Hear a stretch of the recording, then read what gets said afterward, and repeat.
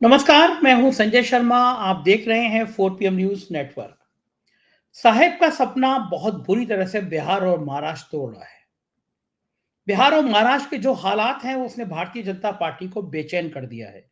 तेजस्वी का बढ़ता हुआ कद और नीतीश का गिरता हुआ कद, इन दोनों ने बीजेपी को परेशान और हैरान कर दिया। किसी को अंदाजा नहीं था कि बिहार में नीतीश को साथ लाने का फैसला इतना उल्टा पड़ जाएगा, गले में अटक जाएगा।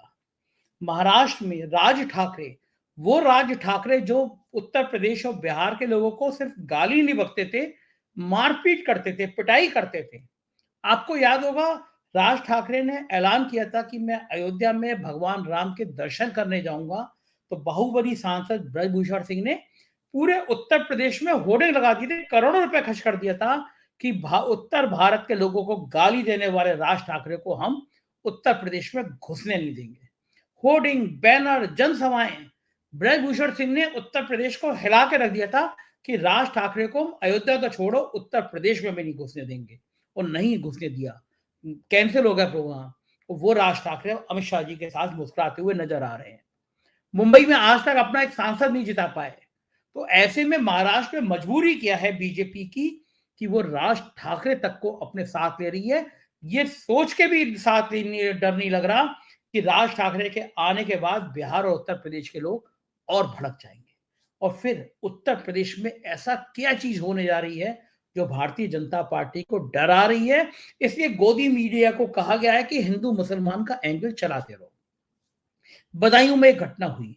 दो समुदाय के बीच का मामला नहीं था, एक समुदाय का व्यक्ति था, उसने दो बच्चों की बेरहमी से हत्या कर दी। इसमें समुदाय नहीं है, ये व्यक्तियों की लड़ाई है, व्यक्तियों की हिंसा की प्रवृत्ति हो सकती है, कोई विवाद हो सकता है, पुलिस का पक्ष सामने आएगा तो पता चलेगा। बहुत दुखद घटना थी, बहुत प्यारे बच्चे थे।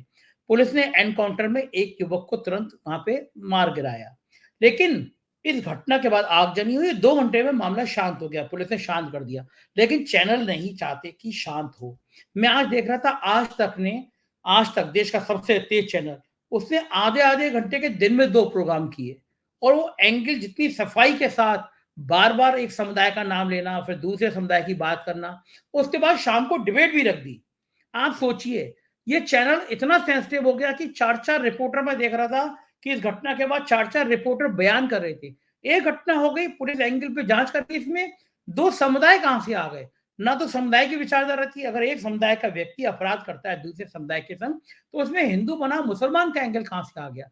और ये वो चैनल है जब प्रधानमंत्री के निर्वाचन क्षेत्र बनारस में एक विश्वविद्यालय, शायद काशी विश्वविद्यालय की छात्रा के संग नग्न करके वीडियो बनाया गया, रेप किया गया, इसकी हेडलाइंस पे खबर नहीं थी।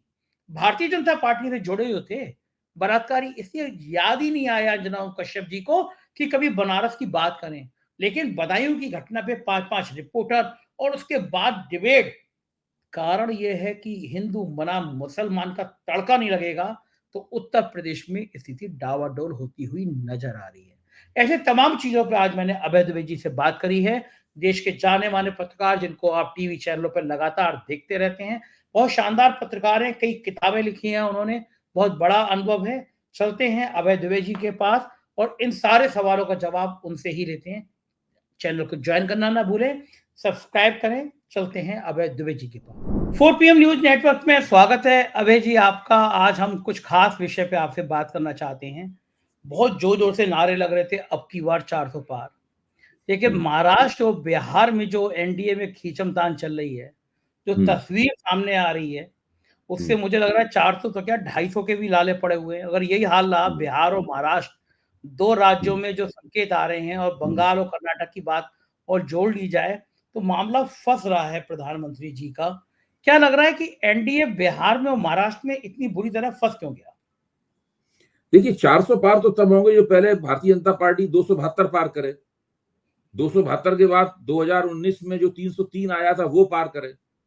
तो 2019 में जो 303 आए थे वो खास परिस्थितियों में आए थे। 303 उन परिस्थितियों को हम लोग जानते हैं, लेकिन फिर भी याद दिलाने के लिए उन पर एक नजर डालना, उनका एक सिंहावलोकन करना जरूरी है। वो परिस्थिति ये थी कि उसमें ऐसे कई राज्य थे जहां भारतीय जनता पार्टी ने लगभग 95 से लेकर 100% के बीच में स्ट्राइक रेट उनका था। उनमें जिन राज्यों की हम लोग यहाँ चर्चा कर रहे हैं, उनमें बिहार एक महत्वपूर्ण राज्य था। जिसमें 40 में से 39 सीटें भारतीय जनता पार्टी ने जीती। फिर महाराष्ट्र था, महाराष्ट्र में 48 में से शायद 38 सीटें भारतीय जनता पार्टी ने जीती थी। फिर कर्नाटक था, उसके अंदर उसने 26 सीटें भारतीय जनता पार्टी ने जीती थी, है। तो ये 4 राज्य जो, और तमिल और वेस्ट बंगाल, जिसके अंदर 18 सीटें, 42 में से 18 सीटें भारतीय जनता पार्टी ने जीती थी। तो मैं आज स्थिति यह है कि भारतीय जनता पार्टी का जो कैचमेंट एरिया है, मैं पूरा विश्लेषण करके बता रहा हूं आपका, जो उनका प्रभाव क्षेत्र है, जिसको कैचमेंट एरिया कह सकते हैं, जो कैचमेंट एरिया है, उस कैचमेंट एरिया में ये 4 राज्य 2019 जैसे नहीं रह गए। 2019 में वहां कुछ था, अभी कुछ है। यहां भारतीय जनता पार्टी बहुत ही बुरी तरह फंसी हुई है। यहां उसे काफी नुकसान होने का अंदेशा है। भाजपा की तरफ झुके हुए और उसको 400 के पार ले जाने के लिए उत्सुक जो बहुत सारे सर्वे एजेंसियां हैं, वो भी नहीं भारतीय जनता पार्टी को यहाँ पर पूरा फायदा होते हुए दिखा पा रही है। वो भी दिखा रही है कि नुकसान है, वो नुकसान को कम करके दिखा रही है। और उसका भारतीय जनता पार्टी खुद भी आश्वस्त नहीं है कि भाई इन राज्यों में उसने क्या राजनीतिक शक्तियों का वो संतुलन बना लिया है जो उसको 2019 का नतीजा दोहराने में मदद करे। भाजपा को खुद भी यकीन नहीं है। अब महाराष्ट्र को देखिए, महाराष्ट्र में स्थिति क्या है कि पिछले 1.5-2 साल से भाजपा लगी हुई है कि किसी तरह तिकड़म करके, पार्टियों को तोड़कर, नेताओं को खींचकर, इधर करके उधर करके, दल बदल करवाकर, चुनाव आयोग का इस्तेमाल करके, विधानसभा अध्यक्ष का इस्तेमाल करके किसी तरीके से महाराष्ट्र में अपनी जो कमजोरी है उसको दुरुस्त किया जाए। 2 पार्टियां तोड़ दी, बड़ी बड़ी 2 बड़ी बड़ी पार्टियां महाराष्ट्र में तोड़ दी। उसके बावजूद अभी तक भाजपा को खुद ही यकीन नहीं हो पाया है कि उसको वो वोट वहां मिल सकते हैं जो वोट 2019 में मिले थे। अब वो राज ठाकरे को लाने के चक्कर में लगी हुई है। भाई क्यों लगी हुई है? राज ठाकरे के पास कितने वोट हैं? 1.5%। जिस व्यक्ति के पास केवल 1.5% वोट हैं और जो आज तक एक भी एमपी नहीं जीता पाया है महाराष्ट्र में। पिछले विधानसभा चुनाव में उसने 100 लोग खड़े किए थे, 1 एमएलए जीता था। तो एक ऐसे व्यक्ति को वो क्यों लाना चाहते हैं महाराष्ट्र में? ये एक बहुत बड़ा प्रश्न है भाई। ये भारतीय जनता पार्टी के जो घटक दल हैं वो भी अपने आप से पूछ रहे हैं, इनको लाने की क्या जरूरत है? क्या एकनाथ शिंदे के पास मराठा वोट लाने की क्षमता नहीं है? फिर एकनाथ शिंदे की उपयुक्तता क्या है? मुख्यमंत्री क्यों बनाया उन्हें? ठीक बात है। हाँ, सही बात। ये इस तरह के बहुत सारे सवाल हैं। अब आप इसको देखिए, बिहार को देखिए, बिहार की समस्याएं और भी ज्यादा पेचीदा हैं। एक सेकंड अभय जी, मैं महाराष्ट्र पहले आता हूँ। आपको याद होगा राज ठाकरे ने उत्तर भारत के लोगों को कितनी बुरी तरह से गालियां दी थी, मारने पीटने, उन्हें भगाने की बात हुई थी। यूपी बिहार को लेकर, यहाँ के निवासियों को लेकर बहुत केवल गालियां नहीं दी थी, बाकायदा मारपीट की गई थी, हिंसा की गई थी। और सबसे ताजा मामला ये था कि राज ठाकरे ने कहा था कि वो अयोध्या में भगवान राम का दर्शन करने आएंगे, तो भारतीय जनता पार्टी के सांसद ब्रजभूषण सिंह ने पूरे उत्तर प्रदेश में होर्डिंग लगवा दिए थे और कहा था कि हम राज ठाकरे को घुसने नहीं देंगे। तो ब्रजभूषण ने तो ऐलान कर दिया था और मेरे ख्याल से करोड़ों रुपए खर्च कर दिए थे अखबारों में, विज्ञापन पे, होर्डिंग पे चैलेंज कर दिया था कि राज ठाकरे ने उत्तर भारत के लोगों को गाली दी है, मारपीट की है, हम उत्तर प्रदेश में भगवान राम की नगरी में नहीं आने देंगे। और फिर राज ठाकरे नहीं आ पाए थे, हिम्मत नहीं कर पाए थे। तो जिस आदमी को उनके सांसद ने, बाहुबली सांसद ने राज ठाकरे को इतना गरियाया, अब वो राज ठाकरे अमित शाह के साथ मुस्कुराते हुए फोटो खिंचा रहे हैं। तो ये राज ठाकरे को लेकर इतनी बेचैनी क्यों थी? कारण क्या था? महाराष्ट्र में इतना परेशान क्यों थे साहेब कि राज ठाकरे? ये संजय जी आपने बिल्कुल ठीक याद दिलाया, मुझे भी याद आ गया ये प्रकरण। राज ठाकरे को लेके जो बेचैनी है, जो भारतीय जनता पार्टी के रणनीतिक मानस में है, जो भारतीय जनता पार्टी को उसकी स्ट्रेटजी के लिए उस्ताद माना जाता है, वहां बड़ी बेचैनी है। जिन क्षेत्रों में उनके 100 में 100 या 100 में 95 या 100 में 90 स्ट्राइक रेट था, वहां पर उन्हें लग रहा है कि 2024 के चुनाव में उनका स्ट्राइक रेट काफी नीचे होने वाला है और उन्हें बहुत भारी नुकसान होगा। वो समझ नहीं पा रहे हैं कि उस भारी नुकसान की संभावनाओं को समाप्त कैसे किया जाए। इसके लिए सब कुछ कर रहे हैं और उसके लिए जो खुद उनका रवैया था, उस रवैये के खिलाफ जा रहे हैं। देखिए, भारतीय जनता पार्टी ये मानती है कि बंबई में जो उत्तर प्रदेश और बिहार वाले लोग हैं, उनमें उनके वोट हैं, काफी वोट हैं उनके। अच्छा, अब उन वोटों को वो दांव पे लगा रहे हैं। अगर राज ठाकरे को लेंगे तो उन वोटों को भी दांव पे लगाएंगे। तो इस प्रकार की तमाम जो अंतर्विरोध हैं, वो अंतर्विरोध सीधे सीधे उसमें से निकल कर आ रहे हैं। अब मैं आता हूं बिहार के ऊपर। अब बिहार में एक एक सेकंड, महाराष्ट्र में एक दो सवाल आपसे और हैं। महाराष्ट्र की एक लोकसभा ऐसी भी है जहाँ पे समाजवादी पार्टी के भी विधायक हैं, बड़ी संख्या में मुस्लिम हैं वहाँ पे। उस लोकसभा सीट से नाम चल रहा है बहुत तेजी से सौरभ भास्कर का। सौरभ भास्कर एक्टिविस्ट हैं, राहुल गांधी के साथ यात्रा कर चुकी हैं और बहुत तेज तर्रार हैं। तो क्या लगता है कि अगर सौरा उस सीट से लड़ती हैं महाराष्ट्र में, तो वो जो एक्टिविज्म वाला एक्टिविस्ट होने का फ्रेम, एक बेहतर चेहरा, महाराष्ट्र में सौरा कितना प्रभाव डाल सकती हैं? देखिए, स्वरा भास्कर अगर उस सीट से लड़ेंगी तो वो बहुत ही जबरदस्त टक्कर देंगी। स्वरा भास्कर की मां प्रोफेसर राव भास्कर जवाहरलाल नेहरू विश्वविद्यालय में है। जब मुझे प्रोफेसर बनाया गया था तो मेरी जो इंटरव्यू कमेटी थी उसकी सदस्य प्रोफेसर एरा भास्कर भी थी। अच्छा, अच्छा। हाँ, तो मैं ये तो केवल एक संदर्भ में मैंने आपको बात बताई। लेकिन स्वरा भास्कर वहां से लड़ेंगी, बहुत अच्छी वक्ता हैं और बहुत आकर्षक उनका व्यक्तित्व है।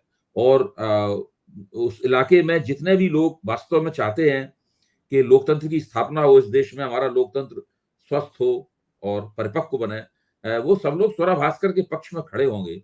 और अगर वो संयुक्त विपक्ष की यानी महाविकास अघाड़ी की उम्मीदवार हुई स्वरा भास्कर, तो उनकी संभावनाएं बहुत ही अच्छी होंगी। कांग्रेस को शायद लगता है कि एक महाराष्ट्र में बड़ा फेस मिल जाएगा सौरा भास्कर, क्योंकि जिस तरह से बीजेपी के लोग ट्रोल करते हैं सौरा को लेकर, सौरा कुछ भी करने ट्रोल करते हैं, उससे ज्यादा सौरा को चाहने वालों की लिस्ट है। और सौरा अपने शायद अकेली फिल्म एक्ट्रेस ऐसी थी कि जो उस दौर से जो देश में घट रहा था खुल के बोलती है, वो खुल के लिखती हैं वो। सही बात तो है, सही कहना। कांग्रेस का एक बड़ा फेस हो सकती है। और जब वो मैदान में उतरेंगी तो और भी बहुत से लोग उनके साथ मैदान में आएंगे, उनका प्रचार करने वालों की काफी लंबी लाइन होगी। बिल्कुल ठीक कह रहे हैं। दूसरी बात, मुंबई में जो रैली थी, इंडिया गठबंधन की जो रैली थी, वो जो राहुल गांधी का भाषण था, बड़े भावुक वाला जो भाषण था, उस रैली के बाद में इंडिया गठबंधन के पक्ष में महाराष्ट्र में क्या तस्वीर बदली है? देखिए, इंडिया गठबंधन महाराष्ट्र में पहले से ही आगे है और राहुल गांधी ने यूं ही योजना बनाई थी कि वहां पर हम अपनी जो यात्रा खत्म करेंगे। तो वो यूं ही नहीं बनाई थी, उसके पीछे एक नियोजित वो था, रवैया था कि वहां पर हम अपनी यात्रा खत्म करेंगे। और वो रैली भी बहुत प्रभावशाली हुई, उससे निश्चित रूप से कांग्रेस को भी लाभ होगा और पूरे इंडिया गठबंधन को, महाविकास अघाड़ी को उसमें काफी लाभ होगा। देखिए, महाविकास अघाड़ी ने सीटों का जो आपसी तालमेल किया है, वो उसने थोड़ी बहुत उसमें दिक्कतें हुई, लेकिन उन दिक्कतों को उसने अच्छी तरह निपटा लिया है। प्रकाश अंबेडकर अब उस महाविकास अघाड़ी के साथ उस तरीके से नहीं है, राजू शेट्टी उस तरीके से नहीं है। प्रकाश अंबेडकर बहुत दिक्कत तलब किस्म के सहयोगी हैं असल में। एक तो वो बहुत तरह तरह की शर्तें रखते हैं, बहुत सारी चिट्ठियां लिखते हैं, फिर चिट्ठियों को वो मीडिया को भी जारी कर देते हैं और ऐसी ऐसी शर्तें लगाते हैं कि आप चुनाव के बाद ये कर नहीं करेंगे, वो कर नहीं करेंगे, लिख के दीजिए। तो वो इस प्रकार की जो बातें करते हैं, तो उसमें जाहिर था कि उनको बहुत ज्यादा देर तक इस व्यवहारिक राजनीति में ऐसे लोग नहीं रह पाते हैं, तो वो अलग हो गए हैं। और जैसे ही वो अलग होते हैं, वही वैसे ही उनके बीच में सीटों का तालमेल पूरा हो जाता है। अब आते हैं बिहार पे। आज पप्पू यादव ने भी घोषणा कर दी, अपना दल आपका विलय कर दिया कांग्रेस में। तो बिहार में ये जो संकेत आ रहे हैं, जिस तरह से तेजस्वी का कद बढ़ रहा है वहां पे, और भारतीय जनता पार्टी थोड़ी फंसी हुई लग रही है। आज लगता है कि पशुपति पासवान केंद्र में मंत्री रहे, वो भी अब चले जाएंगे उस खेमे में। भाजपा को क्या लगता है, ये नीतीश वाला दांव क्या उल्टा पड़ गया बिहार में? देखिए, पहली बात तो ये है कि पप्पू यादव अगर पूर्णिया से चुनाव लड़ते हैं, अगर पूर्णिया कांग्रेस में चले गए हैं और वो कांग्रेस में लालू यादव और तेजस्वी यादव से पूछ के गए हैं, उन दोनों के साथ बैठक की है, बैठक की तस्वीर भी आई है अखबारों में, उनसे पूछ के गए हैं, तो वो जाहिर है कि उनको पूर्णिया की सीट मिलेगी और वो पूर्णिया से कांग्रेस के उम्मीदवार होंगे। और अगर वो पूर्णिया से कांग्रेस के उम्मीदवार होते हैं तो मैं समझता हूं कि एक तरह से महागठबंधन के लिए एक सीट सुरक्षित हो जाती है, क्योंकि वो बहुत शक्तिशाली उम्मीदवार होंगे और वो उनको हराना बहुत मुश्किल होगा उनके लिए। एनडीए के लिए उनको हराना बहुत मुश्किल होगा पप्पू यादव को। जहां तक नीतीश कुमार का सवाल है, नीतीश कुमार अब एनडीए के लिए लायबिलिटी साबित हो रहे हैं, वो उसके लिए एक बोझ साबित हो रहे हैं। एक तो उन्होंने जीत की 16 सीटों पे, उन्होंने भारतीय जनता पार्टी को झुका लिया। भारतीय जनता पार्टी उन्हें झुकाना चाहती थी, लेकिन नीतीश कुमार राजनीति के पुराने खिलाड़ी हैं, वो अड़े रहे मैदान में। वो 16 सीटों पर उन्होंने झुका लिया और वो तभी मंत्रिमंडल का विस्तार करने पर राजी हुए जब भाजपा 16 सीटों पर मान गई। उनको 16 सीटें देने के कारण ही हुआ ये कि उन्हें पशुपत पारस को कोई सीट नहीं दी उन्होंने। पशुपत पारस को कोई सीट नहीं दी, पशुपत पारस अलग हो गए, उन्होंने केंद्रीय मंत्रिमंडल से इस्तीफा दे दिया। मुकेश सहनी को देने के लिए भी उनके पास कोई सीट नहीं बची। उपेंद्र कुशवाहा को देने के लिए उनके पास केवल एक सीट बची। फिर बाद में उपेंद्र कुशवाहा को मनाने के लिए केंद्रीय आला कमान को हस्तक्षेप करना पड़ा। तो इस प्रकार वो खबर आई है कि वो मान गए हैं, लेकिन जब इस तरह के गठजोड़ में इस तरह का एक तरह का मान मनोबल होता है, तब फिर समस्या क्या पैदा होती है। उस समस्या को हम लोग ये कहते हैं कि वोटों का ट्रांसफर ठीक से नहीं होता। वोटों के ट्रांसफर की समस्या महायुति में भी है महाराष्ट्र में, और एनडीए बिहार में भी वोटों के ट्रांसफर की समस्या है। देखिए, जब आपको याद होगा, जब नीतीश कुमार ने पलटी मारी थी और वो भाजपा के साथ आए थे, उस वक्त भी चिराग पासवान ने और जितेंद्र राम मांझी और उपेंद्र कुशवाहा तीनों ने ये कहा था कि वो आ जरूर गए हैं हमारे साथ में, लेकिन हमारे उनके बारे में विचार बदले नहीं है। चिराग पासवान ने तो ये बात स्पष्ट रूप से कही थी। तो नीतीश कुमार को ये तीनों घटक दल बहुत बुरी तरीके से नापसंद करते हैं। तो महादलित और अति पिछड़ों का वोट नीतीश कुमार के उम्मीदवारों को मिलने वाला नहीं है। तो एनडीए के लिए, इसको अंग्रेजी में कहते हैं ना एक्यूलीज हील, यानी कमजोर नस। कमजोर नस तो वो होगी एनडीए की जिसका नाम है जनता दल यूनाइटेड और नीतीश कुमार। सबसे ज्यादा उनके उम्मीदवारों को जीतने में दिक्कत होगी। उसके बाद में फिर उसका पूरा असर जो है वो जब चुनावी मुहिम चलेगी और जब जनता दल यूनाइटेड के उम्मीदवारों को लगेगा कि न तो भाजपा का जनाधार उन्हें ठीक से समर्थन कर रहा है, न लोक जनशक्ति पार्टी रामविलास का जनाधार उन्हें समर्थन कर रहा है, न मांझी के वोट ठीक से मिल रहे हैं, न उपेंद्र कुशवाहा के वोट ठीक से मिल रहे हैं, तब फिर उनके वोट भी इनके उम्मीदवारों को ठीक से नहीं मिलेंगे। मतलब वो एक इस तरह की चीज हो जाती है, वो एक जीरो सम गेम बन जाएगा। आपस में एक दूसरे को कैंसिल करेंगे ये लोग आपस में एक दूसरे को कैंसिल करने में लग जाएंगे। उससे बिहार में महागठबंधन की राष्ट्रीय जनतांत्रिक गठजोड़ की संभावनाओं को बहुत नुकसान होने वाला है। अच्छा भाई, ये हमारा स्थानीय संपादक है अभिषेक, नौजवान पत्रकार है, उसने सर्वे किया, लोगों के कई जिलों से सर्वे किया और कह रहा था कि पिछले 1.5 से 2 महीने में तेजस्वी का कद उम्मीद से कहीं ज्यादा बढ़ गया। लोग तेजस्वी के, और वो बता रहा था सबसे बड़ी बात यह है, यूथ के अंदर जो तेजस्वी ने नौकरियां देने की बात कही, वो मैसेज गया लोगों तक। वो तेजस्वी का कद उस नौकरी की वजह से जो उसने प्रैक्टिकल दे के दिखाई है, नौजवानों में बात की है, तो तेजस्वी को बहुत ज्यादा फायदा हुआ है इस गठबंधन से अलग होने को। नुकसान बहुत बड़ा नीतीश का, फायदा तेजस्वी का। तो तेजस्वी का ये बढ़ता हुआ कद भाजपा के लिए भविष्य में भी विधानसभा चुनाव में भी खतरे की घंटी बनेगा। देखिए, बिहार में उदीयमान नेता एक ही है, उसका नाम है तेजस्वी यादव। बाकी सब लोग नेता हैं, पहले से जमे हुए हैं, और उदीयमान नेता एक ही तेजस्वी यादव, और सबसे ज्यादा नेता का ग्राफ गिरा है, उसका नाम है नीतीश कुमार। तो अगर नीतीश कुमार महागठबंधन के साथ रहते तो मैं समझता हूं नीतीश कुमार की कुछ नैतिक पकड़ थोड़ी सी बाकी रहती और 2015 का कुछ सीन बनता। लेकिन भारतीय जनता पार्टी में आकर उन्होंने पूरी तरीके से अपना जो नैतिक बल है उसको उन्होंने खो दिया है। इधर तेजस्वी यादव ने 2020 के विधानसभा चुनाव से ही अपनी हैसियत में लगातार बढ़ोतरी की है। अब अगर उनके साथ पशुपत पारस आ जाते हैं या कुछ सीटों का तालमेल उनके साथ हो जाता है और मुकेश सहनी भी आ सकते हैं, तो मुझे लगता है कि वो जो माई के साथ बाप को जोड़ना चाहते हैं तेजस्वी यादव, उसके लिए रास्ते खुलेंगे। ये नहीं कहता हूं एकदम जुड़ जाएंगे और एकदम बहुत सारा वोट इधर आ जाएगा, मैं ये नहीं मानता हूं। उसके लिए रास्ते खुलेंगे और उसका पूरा प्रभाव लोकसभा से चलकर विधानसभा तक पहुंचेगा और वो विधानसभा में और भी ज्यादा फॉर्मेडेबल नेता, और भी ज्यादा जबरदस्त नेता साबित। अच्छा भाई जी, बिल्कुल ईमानदारी से बताइए कि आज से 4 महीने पहले आपने सोचा था कि तेजस्वी का कद यहां तक बढ़ जाएगा कि वो पूरे बिहार में बीजेपी को इस हद तक चुनौती दे देंगे? देखिए, ये तो हम लोगों के रडार पे पहले से तेजस्वी का नाम है कि वो बहुत तेजी के साथ विकसित होते हुए एक पिछड़े वर्ग के नेता हैं। लेकिन पिछड़े वर्ग की सीमाओं को पार करके वो समाज के दूसरे तबकों को भी अपनी ओर आकर्षित करना शुरू करेंगे। इस चीज का पहला संकेत 2020 के चुनाव में देखा गया था। सबसे बड़े दल के रूप में उभरना केवल माई यानी मुसलमान यादव वोट के जरिए संभव नहीं हो सकता। जरूर ही पिछले बार के चुनाव में उनको अन्य समाज के अन्य हिस्सों का भी वोट मिला होगा, तभी वो इस स्तर तक पहुंच पाए, और वो प्रक्रिया उन्होंने लगातार जारी रखी है। उसके लिए सबसे बड़ी बात तो यह है कि उनकी जो अपनी भाषा शैली है वो राजनीतिक भाषा शैली है। वो एक चौकस और जिसे कहते हैं कि सोच समझ के विकसित की हुई भाषा शैली है। अब उनके नेतृत्व में जो आरजेडी के राजनीतिक तत्व हैं और नौजवान तत्व हैं, वो ऐसी कोई कार्रवाई नहीं करते इसको उत्पात की या जंगल राज की या गुंडा राज की संज्ञा दी जा सके। कोई हंगामा वो लोग नहीं करते। अब जैसे कभी उनकी सरकार गिरी, उप मुख्यमंत्री वो नहीं रहे, तो उसमें सवाल में कोई दंगा फसाद वहां पर नहीं हुआ, कोई हंगामा नहीं हुआ। मतलब इस तरह की स्थिति है। उन्होंने अपने समर्थकों को भी संयमित रखा। जैसे ही आप ऐसा करते हैं वैसे ही आपकी समाज में छवि बदलने लगती है और लोग इस विश्वास के साथ आपको देखने लगते हैं कि भाई ये भी सत्ता का एक दावेदार है, जो कि एक बेहतरीन दावेदार है। हम वोट डालते समय इसके बारे में भी सोचेंगे।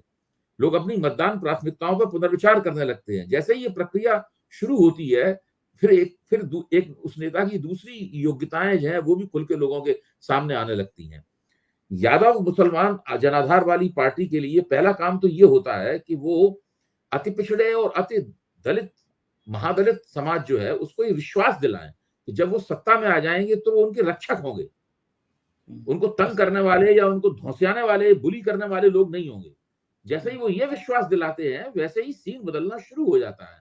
तो आखिरकार पिछड़े वर्ग से वो भी हैं, पिछड़े वर्ग से वो भी हैं।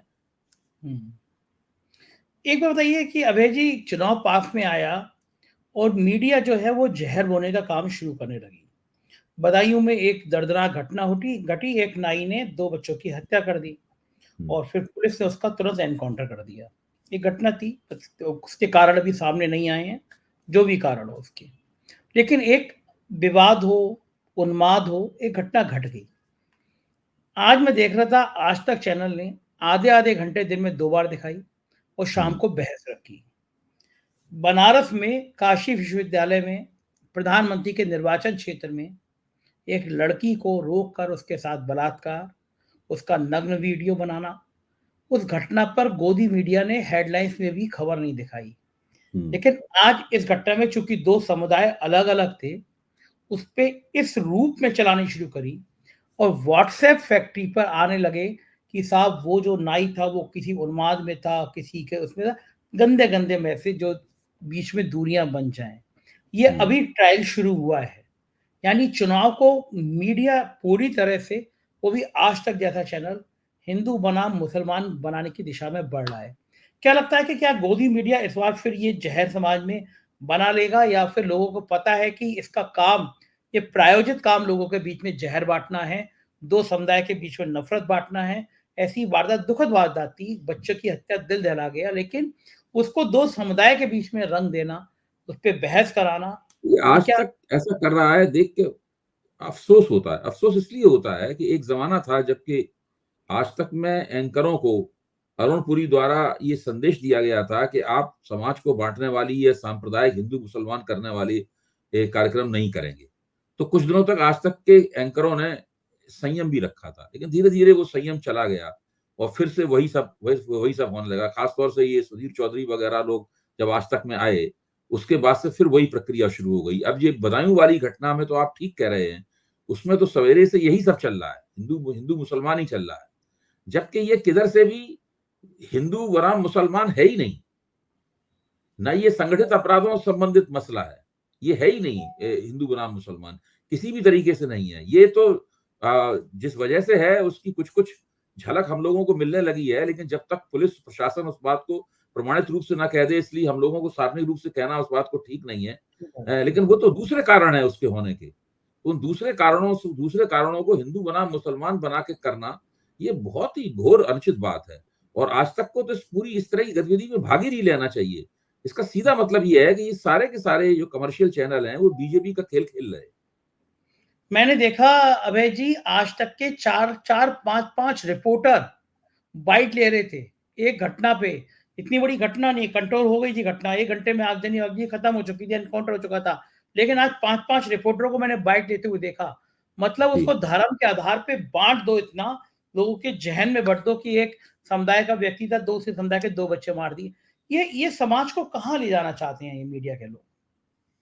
भाई सीधी बात यह है, ये इनका काम है हिंदुओं की प्रतिक्रिया मूलक राजनीतिक गोलबंदी, कि मुस्लिम हिंदू के बीच में दरार पैदा करो, मुसलमानों को एक अत्याचारी, लंपट, चरित्रहीन समुदाय के रूप में चित्रित करो और हिंदुओं में उनके प्रति गुस्सा भड़काओ, ताकि वो और ज्यादा गोलबंदी करके वो भारतीय जनता पार्टी की तरफ झुक जाए। देखिए, उत्तर प्रदेश में भारतीय जनता पार्टी आज जिस स्थिति में है, उसको ये तो नहीं कहेगा कोई कि भारतीय जनता पार्टी उत्तर प्रदेश में कमजोर स्थिति में है।